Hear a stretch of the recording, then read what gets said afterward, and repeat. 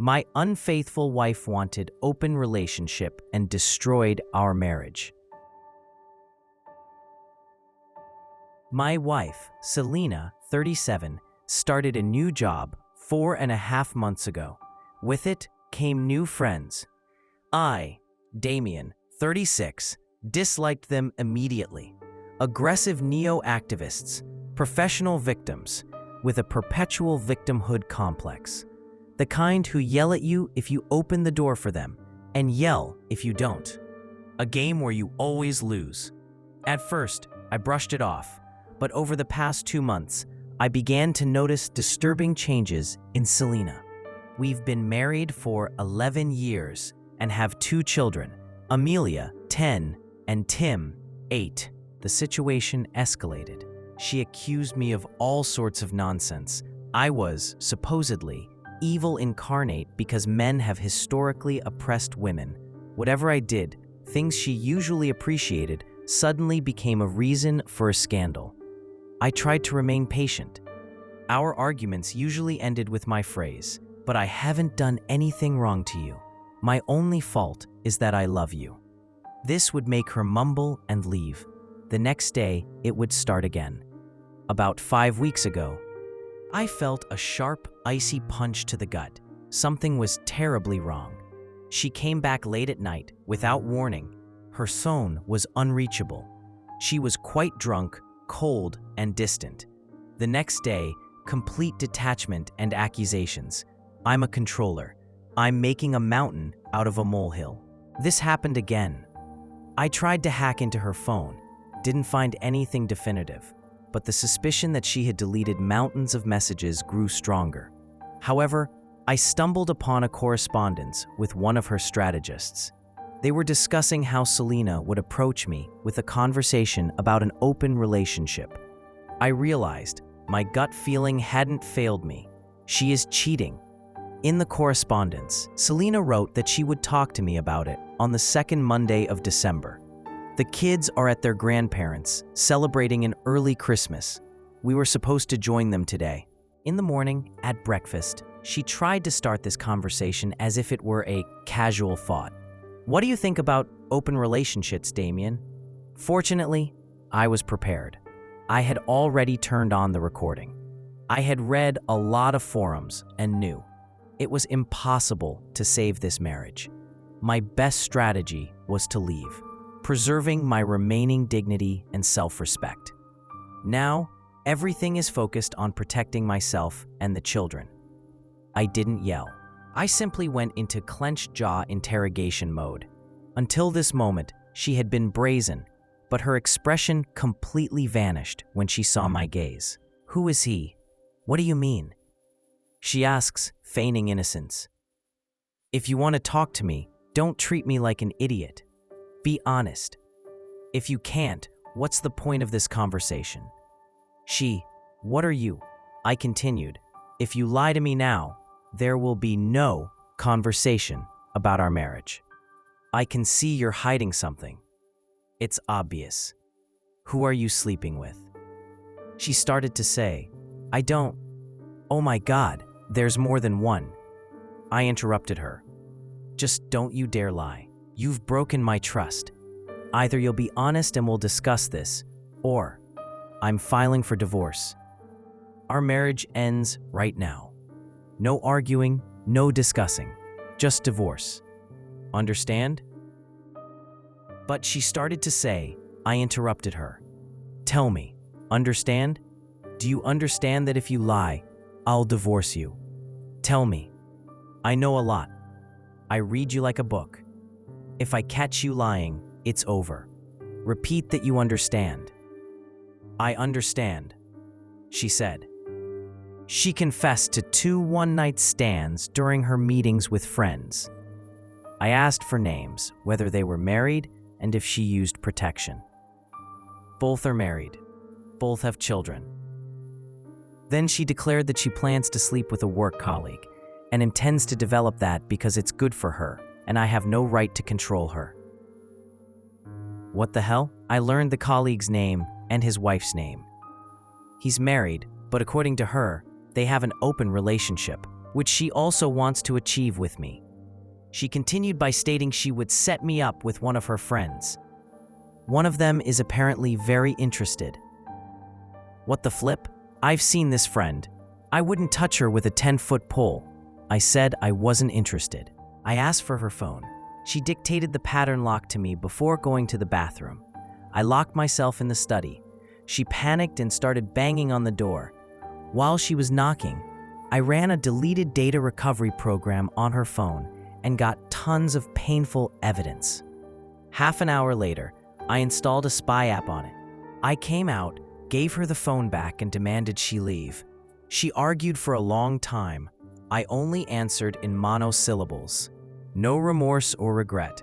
She screamed that I was a controller, that I was holding her back, like all men hold back women, that I never loved her, that she had every right to do this, and that she expected me to just accept it. I didn't argue. I barely said a word.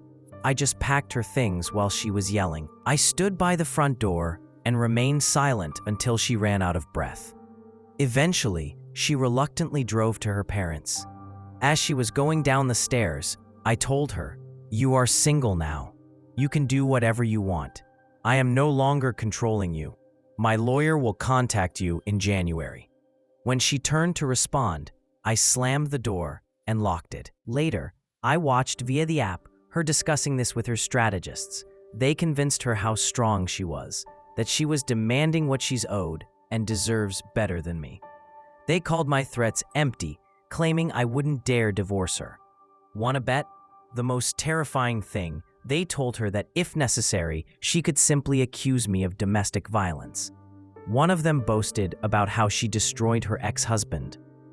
Winning everything from him based on a false accusation, I immediately ordered cameras for the house. I need to record everything. I just couldn't believe what I was hearing. I never, not once, threatened her. Then she started texting her colleague lover, CL. They agreed to meet at a hotel. I was absolutely stunned. I immediately found CL's wife online. It only took a couple of minutes. I added her on a social network and told her everything, including what was happening right now at the hotel. She thanked me and logged off. A few hours later, I received a video from her. She arrived at the hotel and caught them. The screaming was terrible. Apparently, this isn't the first time CL has cheated. "You damn goat, doing this again, with the kids again." She burst into the room and filmed Selena feverishly getting dressed on the edge of the bed. It turned my stomach. CL's wife hit Selena and cursed her out. I immediately sent Selena a message. "I saw the video from the hotel. I never want to see you again." Selena seems to view our interaction as a competition in which she is winning. She is completely out of it. She doesn't seem to understand that we are divorcing. I entered her family's WhatsApp group and informed them that we are divorcing due to her infidelity. I thank them for accepting me before leaving the chat. I received calls and messages from her side but didn't read or respond. I don't have the strength. I called my parents and told them everything. My dad immediately texted Selena that she is not welcome for Christmas. I'm at my parents' now. I spoke to my boss. He gave me leave until mid-January so I can sort everything out. I continue to monitor Selena's frantic discussions with her strategists. It seems Selena hasn't grasped that she has lost her family, that her marriage is over, and that her new friends and CL don't care about her one bit. She sent me numerous messages and showed up at my parents' house demanding to be allowed to celebrate Christmas with us. My father threatened to call the police if she didn't leave immediately. I'm Googling divorce lawyers and sobbing uncontrollably. I was in shock, but the pain hit me once I got here. I cannot process this. It's excruciatingly painful to read their chats. I only responded to her twice. 1. I don't care what you say. I don't know who you are. You are not my wife. My wife would never break my heart and soul with a smile. We will divorce.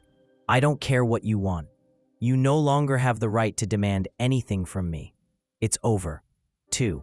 As I said, you are not my wife. I don't know you.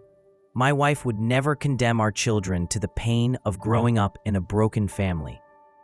Whoever you are, you seem proud of what you've done. My wife was loving, caring, attentive, my best friend. You are a narcissistic, self-centered monster. The messages stopped after the last one. The pain is unbearable at times. I wish this hadn't happened. I want things back the way they were, but I can't do that to myself. This is the worst Christmas ever. I couldn't hold back and explain to the children that Mom doesn't want to be our family anymore. She wants to be with other men, and we are getting divorced. They are naturally devastated. Fortunately, my parents are here and have surrounded them with love. I'm a complete mess. I must get back on my feet for the children, but I will not go back to her, ever. I regret not waiting until after Christmas to take them to a psychologist right away. I just blurted it out when they asked when Mom was coming. I can never look at myself in the mirror if I go back to her. The level of disrespect and callousness in her behavior is unforgivable. I am lost. I don't understand why she expects that she can demand something from me. Is she mentally ill? Excuse this incoherent rant.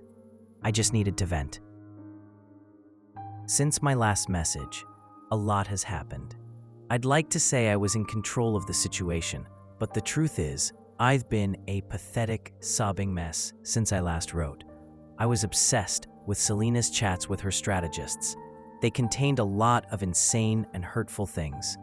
But the final shot was when my future ex-wife, Few, described in the harshest terms that her marriage and, especially, her children are a burden on her life. They apparently prevented her from becoming a successful woman and unleashing her full potential. She called me, her husband, an oppressive patriarchal piece of shit who fettered her and prevented her from living a full life, having a successful career, tons of casual sex, and so on. I broke down. I read and reread every line of those emails and chats for the next 30-something hours. Upon reflection, I realized she didn't provide a single concrete example of how we, or the children, were a burden or oppressors. They were just general phrases without arguments. In reality, I never stopped her. I paid for almost everything. Her minimal salary from her part-time job wouldn't have been enough for anything. I supported her hobbies, dreams, and aspirations. Even when she dropped one damn course after another halfway through, I showed her every day how much I loved her and appreciated everything she did for the family. I took care of her, took her out, and was always there. If that's oppression, then I'm ready to be oppressed. Anyway, I got distracted. At some point during the reading, I simply passed out. When I woke up, my 3 best friends, Mike, Bob, and Frank, were in the kitchen with my dad, preparing dinner. I've known them since childhood. My dad called them and brought them up to speed. I broke down again and was completely beside myself until Friday evening. Mike is a former military man who lost his left arm below the elbow. We were all there for him when he was recovering and his then wife left him. Luckily, they didn't have children. Mike adopted 2 kids and found a wonderful girlfriend a few years ago. He set up a Zoom call for me with his rehabilitation psychologist. He helped me understand what was happening to me emotionally, although he specializes in amputees. His stories about wives abandoning injured husbands helped a lot. He asked me to imagine that a large part of my soul, my identity, was tied to my marriage and my role as a husband. That part is dead. And just like an amputee feels phantom pains, I feel the phantom pain of the lost part of myself. We talked for hours. I've been getting better since then. Bob is a top manager in a large security corporation. He rarely talks about his work. I don't really know what he does, but he's very wealthy. Bob called a law firm that contracts with his company. On Sunday morning, I was already talking to a lawyer I never could have afforded in my life. Bob was always the nerd who was often bullied. He told me not to worry about the bill. He would pay for everything. He said he was happy to finally repay me for often standing up for him and taking the beatings from his bullies. Frank is a private school teacher, married with 7 children. Yes, 7. My kids simply adore his family. Frank is making sure my kids are okay while I'm recovering and gathering my thoughts. In the morning, an STI test. That tramp gave me chlamydia. Another test in 6 months. Damn, blast, bitch. My self-pity evaporated, turning into pure, concentrated anger. I won't give her anything if I can prevent it. The lawyer managed to track down the ex-husband of that strategist, friend who bragged about stripping him bare in court. Turned out it was easy to do through court documents. I wouldn't have thought of that. I talked to him on WhatsApp. He thanked me, but also told me everything that harpy did to him. Now I know what to expect from my few. It was disgusting. I prepared for a real battle. It was heartbreaking to hear how he was homeless and how he barely saw his children for 4 years. All because of his ex-wife's lies. I understand that I'm at a disadvantage as a man in the legal system. I will gather tons of evidence. My lawyer suggested a preemptive strike, a temporary protective order, restraining order, due to her negative and aggressive comments about men in general, especially for the sake of our son. Growing up in a house with an openly anti-male parental figure obviously causes immense harm. I am going for full custody. I gave the lawyer the green light. She expects Selena to be served the order as early as today. I had a Zoom call with my FIU. Note, she hasn't contacted me since she came to argue with my father. She hasn't called me or the children, so she doesn't care about us. The call was absolutely bizarre. She was in full makeup with a low-cut top. Obviously, she wanted to look her best. I haven't seen her this dressed up in years. Throughout the conversation, she tried to provoke me, to make me angry. I managed to remain calm. The lawyer instructed me on what to ask. Attempting a peaceful divorce before filing for a contested one is a very positive factor in court. I turned on the recording and warned her about it. My few did not disappoint. She started with the absurd statement that there are 2 types of penises, one about the same size regardless of erection, and the second one that shrinks and grows. What the hell?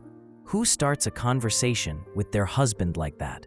Then she mused about how she's waiting for the quarantine to end to continue researching this in person. I simply replied that I wasn't interested in her hobbies, and I only wanted to discuss our divorce.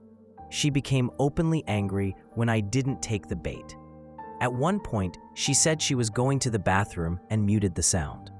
I watched her consult with her friends about what to do with me.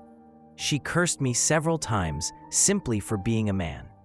I kept having the strange feeling that she perceives this as some kind of game where she controls everything, and I have no choice but to accept it and give her everything she wants.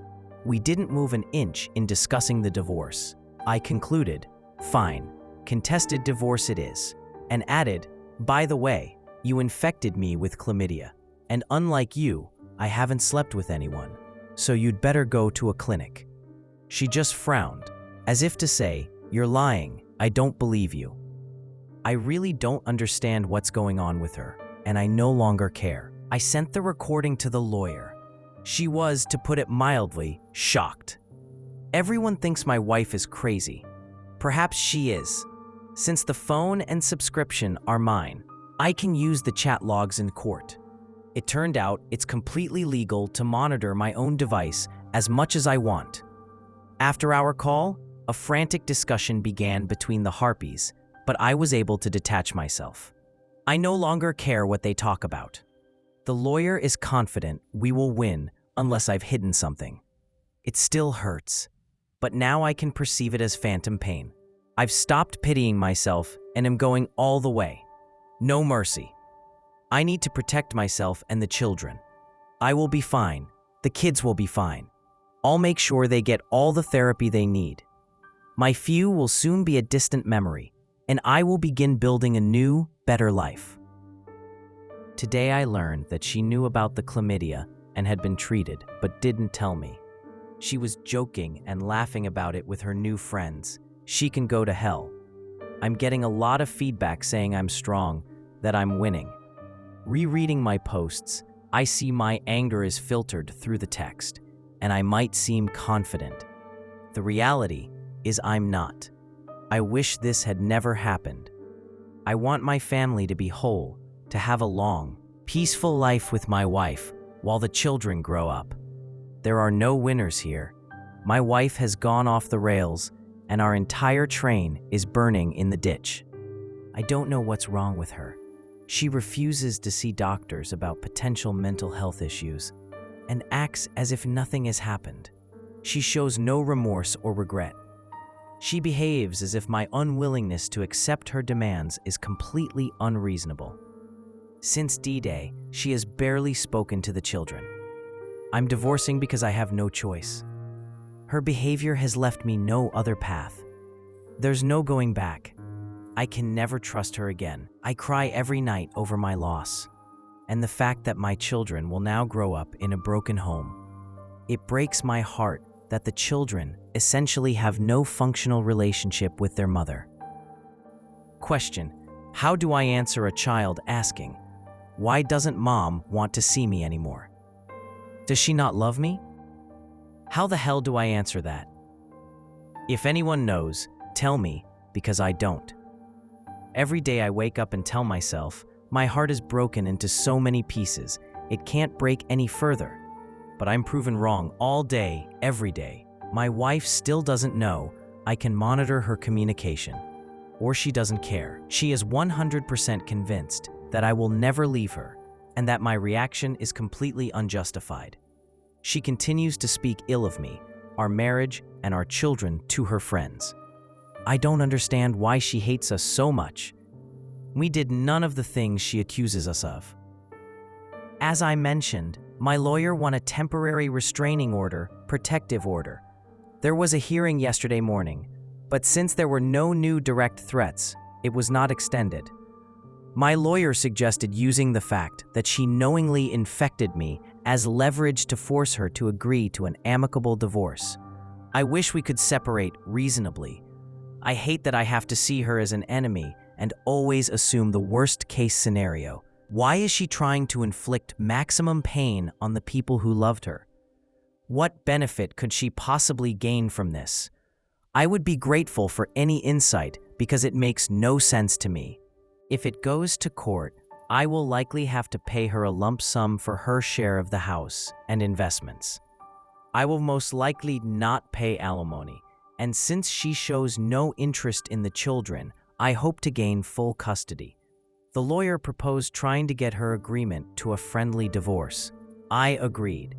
We are scheduled to meet with the few and her representative this week. The ex-husband of the lying harpy, the one who bragged about stripping him bare, spent New Year's with me and the children. The injustice of the judicial system against fathers is simply incredible. I have no more illusions about a fair process.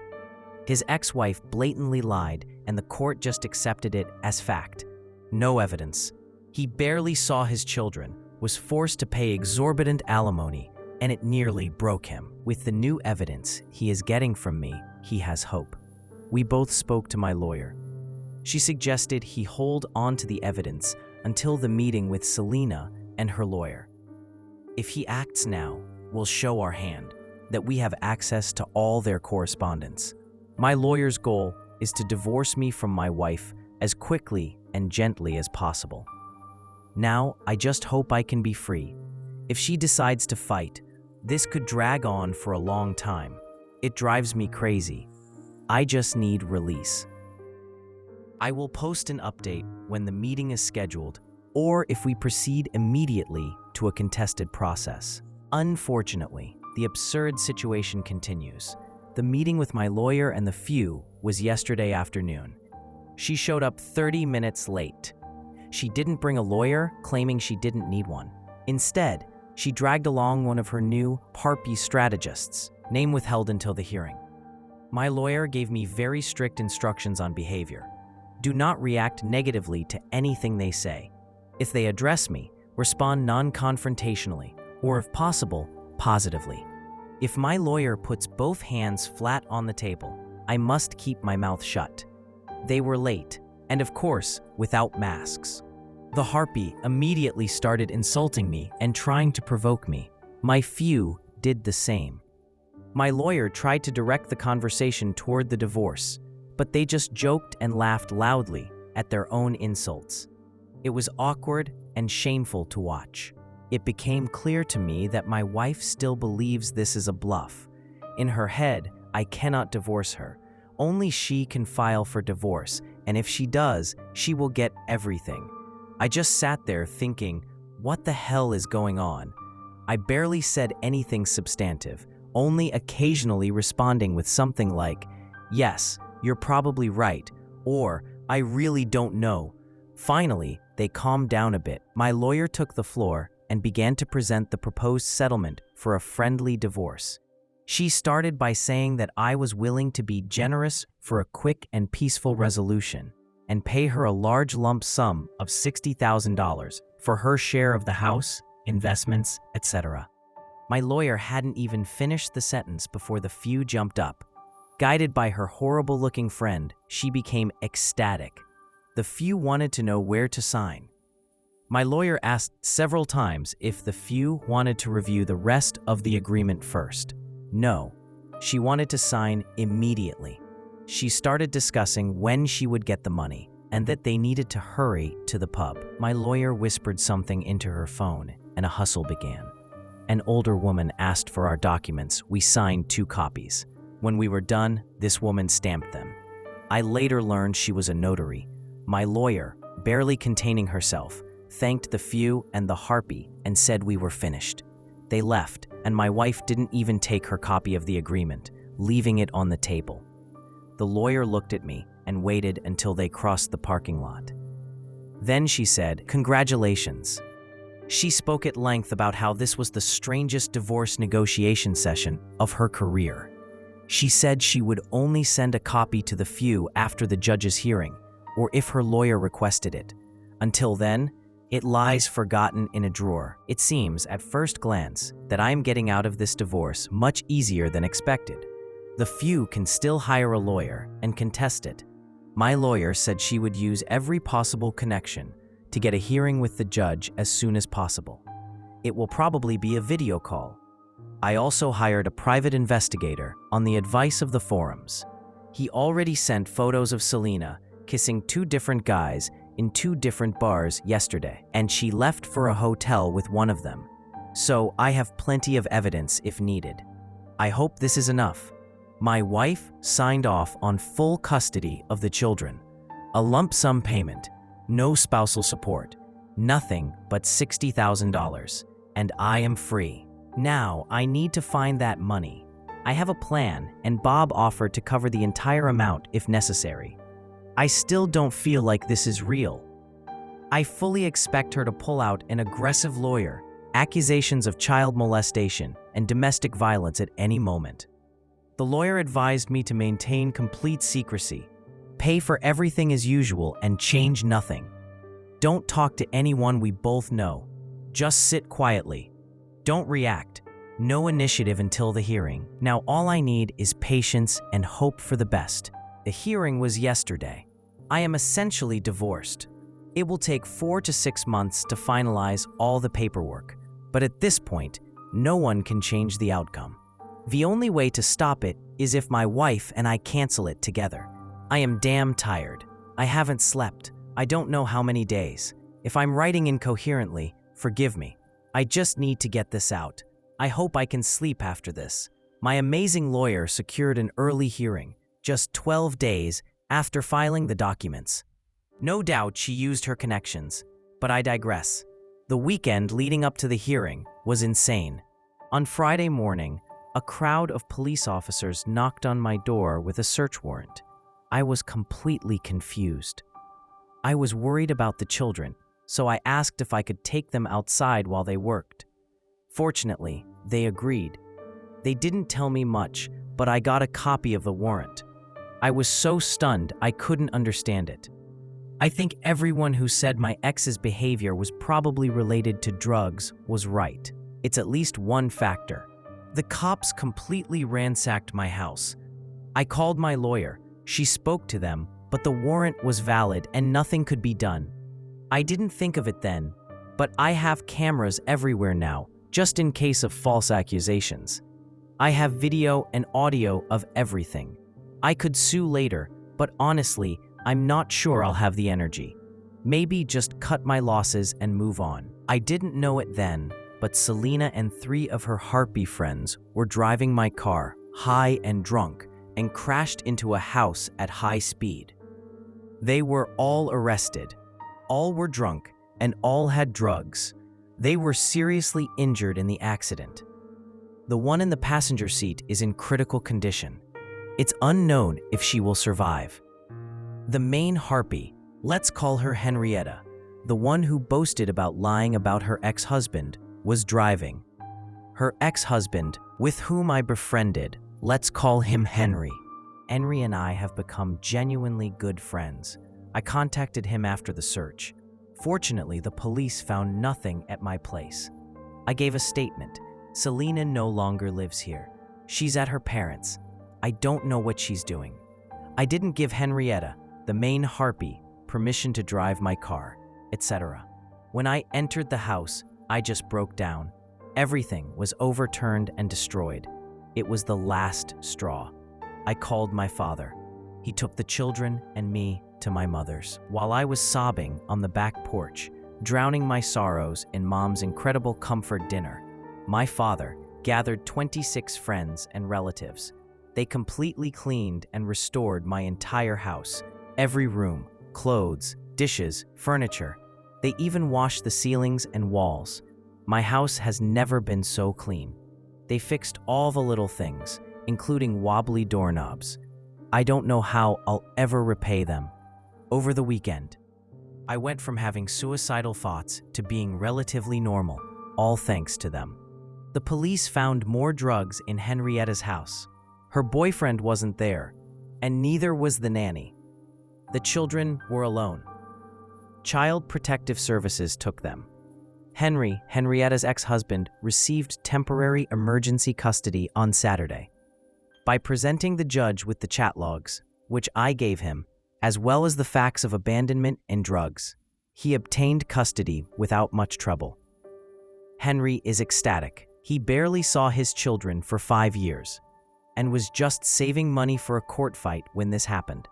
He needs to secure custody, but the chances are excellent. Everyone believes Henrietta will get a real prison sentence if her friend doesn't survive.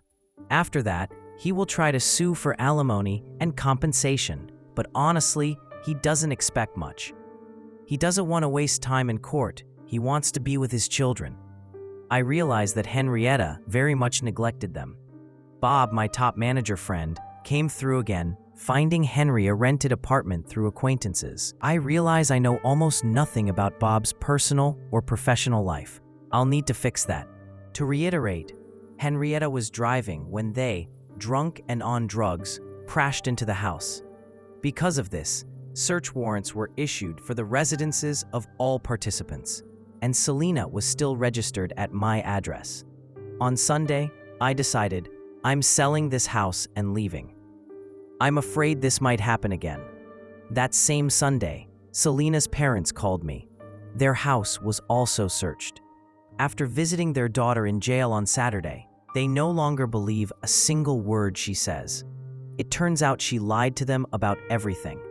The nights she was cheating and partying, she told them she was staying with me and we were trying to work things out. They knew about nothing but one drunken infidelity, which they considered a one-time mistake. On Monday, Selena called, asking me to post bail, $15,000. Our parents refused. My lawyer arranged the documents so that the bail amount would be deducted from her share of our joint property until she appeared in court, and the remaining amount would stay with her mother. The lawyer wanted Selena to have no reason not to appear at the hearing.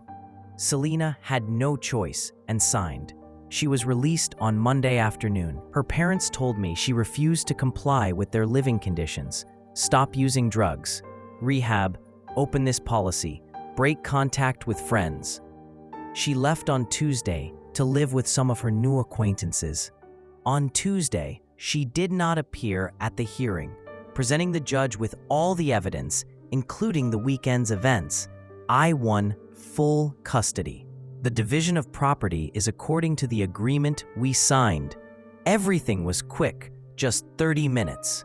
Officially, it will take 4 to 6 months, but essentially, it's over. Nothing can stop it. And here is today. I couldn't sleep. Everyone is congratulating me as if I've won a great victory. But damn it, I don't feel like a winner. It's just pain. I still love my wife. I know it's over, and there's no way back. She was my best friend, my soulmate until recently. My love for her is fatally wounded, but it's still there, and it hurts like hell. There are no winners in this. I lost. She lost. The children lost. It's like being told to be happy that I lost both my legs. But thanks to my actions, one leg was amputated below the knee and the other above. When I'm congratulated, it feels like I'm being praised for saving half a kneecap while losing both legs. I can't sleep. When I do, I have nightmares that wake me up in a cold sweat. Today, I received a call from the hospital. Selena has been hospitalized. I am still her emergency contact, and she is on my insurance. She was in a fight, knocked out teeth, broken jaw. She needs to stay under observation. I brought her parents. It turned out she was beaten up by her new friends. Rumors spread that Henry got Henrietta's chat logs from Selena, and everyone decided Selena leaked it. This led to the beating. Amazingly, she still doesn't realize I can monitor her phone. I will continue to pay for the insurance, phone, and everything else until the divorce papers are in my hands. She has nothing left. She asked if she could come home. I just said, no way on earth. Her mother won't give her a penny until she gets sober and stays clean for a year. They offered her to live with them, but under the same strict conditions. I saw the first hint of regret in her since the beginning of all this. But I think she regrets the impossibility of continuing her madness. She said, "I'm sorry I messed up," but didn't even look me in the eye. I don't think it's sincere. It hurts to see her like this. I wanted to protect her, but she's an adult. Her behavior is dangerous, and I must protect my children. She didn't ask about the hearing, didn't ask about her friend in critical condition. She just sat there, seemingly irritated. I still don't understand it. She lost everything, destroyed a family, caused so much pain. And for what? For a high and casual sex?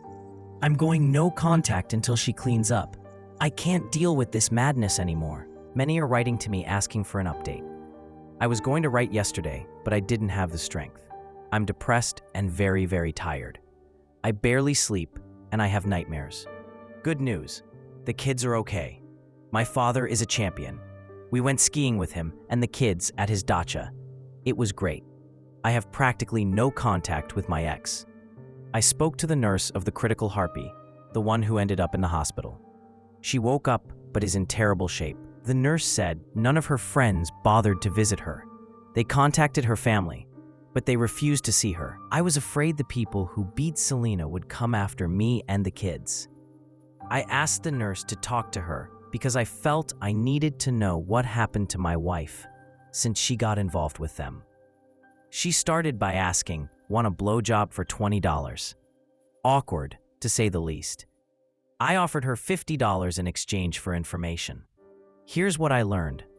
All these harpies are complete drug addicts. Henrietta dragged my wife into her group against the will of the other two and convinced her to try drugs and party. They sold sexual services to get money for drugs. Henrietta was their leader. They preached strong feminism and my body, my choice. But as this friend put it, it's all bullshit to protect our imaginary ego. In reality, we're prostitutes selling ourselves for money to buy drugs. Selena bought into this lie, and soon she was addicted.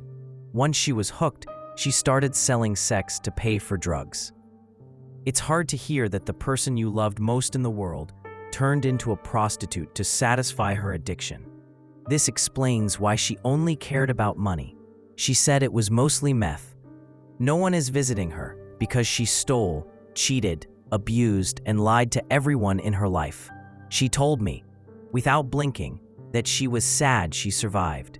She has zero hope for the future. Without makeup, she looks like walking death. It was painful to listen to. I cried a lot for my wife. I don't excuse her. She chose this game and lost. Now she will pay the price. She also told me about the guys who beat up Selena. I'll get back to that later. Henrietta is charged with death threats, resisting arrest, drug possession and trafficking, prostitution, child abuse, drunk driving, property damage, and car theft. She was denied bail as a flight risk. I hope she gets a long sentence. I would like to thank those of you who contacted me with experience working with drug addicts. Many warned that my ex might attempt suicide when the walls started closing in around her. You were right. I spoke to her father about this beforehand. We decided to watch her closely. Fortunately, she still didn't know I had her location data from the phone. While we were at the dacha on Saturday, I received what looked like a suicide note from her. She wrote about addiction, prostitution, letting everyone down, and that she would do the only thing she can. I immediately called her father. Thanks to the mobile monitor, I knew her location. He rushed there and found her unconscious on a park bench. She was resuscitated at the hospital. She also had severe hypothermia. I'm afraid to think what would have happened if he had arrived a little later. She is now on methadone. Her father successfully became her appointed guardian. He gained the right to compel treatment because she refused the children. Apparently, rejecting the children proves irrationality, while attempting suicide does not. He forcibly placed her in a rehabilitation center with sedated detox. Luckily, I hadn't canceled her insurance yet, so she will get treatment. I offered her father help with payment, but asked him not to tell Selena the money is from me. I was very afraid that the guys who beat Selena would come after me and the children.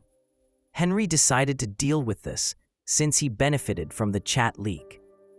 I'm not sure if I mentioned it, but Henry is a mountain of angry meat. He grew up on a farm, hauling heavy things. He looks like he could tear a normal man in half. He has to duck when walking through doorways. He has a buzz cut and scars on his face. Let's just say he's very intimidating if you don't know him. In reality, he is endlessly patient, kind, and gentle. But I have no doubt he would use force if necessary. He went to the guy's apartment, grabbed them by the necks, and said, Selena didn't give him the chats, Henrietta did. And since they hurt someone he knew, they had a choice. Go with him to the police and confess everything, or fight him right now, and they should expect very painful and irreversible injuries. As he told me, he made it clear that he was really hoping they would choose the second option. They were apparently eager to get to the police. Needless to say, I'm no longer worried about them. I found a new apartment and am moving soon. Bob came to the rescue again. Overall, I am very depressed. This is a heavy burden on my soul. My friends and family are holding me up, and I know I must be strong for the children. My heart aches for my ex, despite everything. I don't regret marrying her. I still love her, but know we will never be together. She is not the person she was, and there is too much pain between us. We had a very good life before this. Without her, I wouldn't have the children, and I wouldn't trade them for anything. I know it will hurt for a long time. I hope I am strong enough to get through this. Strangely, the news of her drug addiction helped the children. It's much easier to say that Mom is sick and will need a long time to get better, but she still loves them.